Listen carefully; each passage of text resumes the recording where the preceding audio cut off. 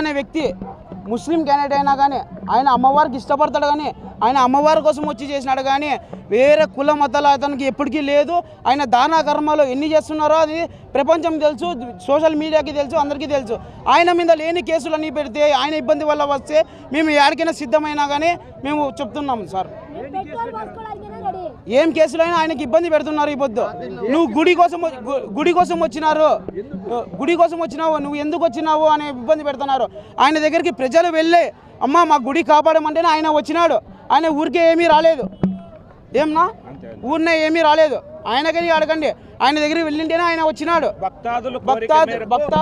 భక్తాదులు హిందూ బంధువులు కోరిక మేరకు వాళ్ళు రావడం, సహాయం చేయడం అంతవరకే జరిగింది. కానీ వాళ్ళని భయభ్రాంతులకు గురి చేస్తున్నారు. ఇది మంచి పద్ధతి కాదని మేము తెలియజేసుకుంటాం.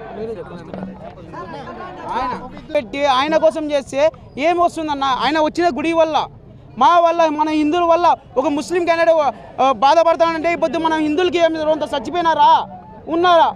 రోంత జ్ఞానం లేదా, బుద్ధి లేదా? మన వల్ల మన ఒక ముస్లిం క్యాండిడేట్ మన కోసం ముందరికి వచ్చి ఆయన కమిటీ మెంబర్స్ని మన కోసం పంపించినారే, అది జ్ఞానం లేదా ఎవరికైనా? కానీ ఆయన వల్ల మన వల్ల ఆయనకి ఇబ్బంది పడుతున్నాడు. ఏ పొద్దు ఆ అమ్మ ఇబ్బంది పడుతుంది. ఆసిఫ్ అమ్మ అనే వ్యక్తి కమిటీ మెంబర్ ఇంత బీద వాళ్ళకి న్యాయం చేస్తున్నాడే, అది ఎవరికి జ్ఞానం లేదా?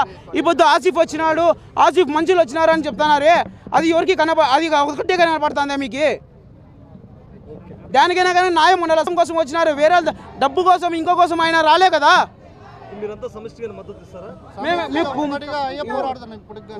మేమంతా ఒకటిగా ఉన్నామనే కదా పోరాడుతుండేది. ఇప్పుడు మా గుడి కోసమే కదా పోరాడుతుండేది. ఏమన్నా గుడి కోసమే కదా వాళ్ళు వచ్చిండేది. గుడి పక్కన పోకూడదనే మేము దేని అడిగించేనే అతను వచ్చినాడు. అందరికీ నమస్కారం. ఈరోజు మన నరిగమ్మ గుడి నిన్నటి రోజున తీసివేశారు. మా గురువు అయినటువంటి అనంతపురం రాయలసీమ కింగ్ అంటే తెలంగాణ కింగ్ అంటే మన అనంతపురంకి ఏకైక కింగ్ అంటే ఒక రాయలసీమకి అందరికీ చెందిన కింగ్ అంటే మన ఆసిఫ్ అమ్మ. ఆసిఫ్ అమ్మని ఈరోజు ఏదో కుట్రలు బట్టి చేస్తామంటున్నారు. ఆసిఫ్ అమ్మని మేము పంగిపోయాం. రా అమ్మ మా గుడి ఇట్లా పోతుంది అంటే అమ్మ వచ్చి మాకు న్యాయం చేసింది. అమ్మని ఎటువంటి పరిస్థితుల్లో ఏమన్నా చేశావంటే మేము మా ప్రాణాలు తెగించైనా కూడా అమ్మని కాపాడుకుంటామని ఈ సందర్భంగా చెప్తూ మా చుట్టూ ఉన్న మహిళలు కూడా అంటున్నారు ఆసిఫ్ నాయకత్వం, ఆసిఫ్ అమ్మ నాయకత్వం, ఆసిఫ్ అమ్మ నాయకత్వం. నమస్కారం. మైసూరు నరియమ్మ నిన్న పొద్దున 6 గంటల మధ్యాహ్నం 3 గంటల నుంచి రాత్రి 3 గంటల నుంచి అమ్మని తీయాలని ఒక వ్యక్తులంతా వచ్చినారు.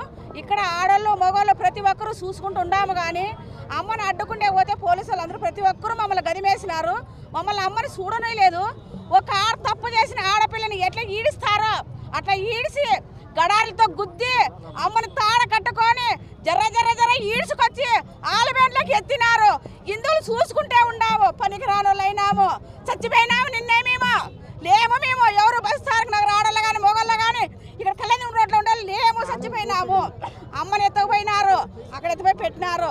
ఇక అమ్మగారికి మేము పోయి వాళ్ళ పేరేం పేరున్నా చిట్టి అమ్మ కానీ ఆసిఫ్ అమ్మ కానీ వాళ్ళ కాళ్ళ దగ్గరికి పోయి మేము అడుక్కున్నాము. ఆడపిల్లలు 20 మంది.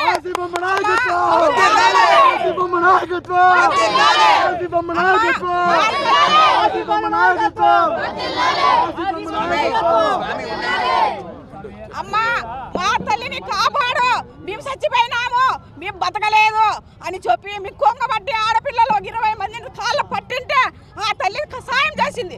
ఆ తల్లిని ఈ పొద్దు మేము అరెస్ట్ చేస్తామంటున్నారు. రాజకీయ నాయకులంతా నిన్ను ఏం పని చేసినారో రావచ్చు కదా, ఉండేవాళ్ళు అమ్మని తీసుకొని పోతున్నారే. ఎవరు నీకు చచ్చిపోయినారా? ఎవరు చచ్చిపోలేదు, యాక్సిడెంట్లు కాలేదు, ఏమి కాలేదు. తల్లిని బాగా కాపాడింది. తల్లి సన్న పిల్లల కాడి నుంచి పెద్దల కాడి నుంచి బాగా కాపాడింది.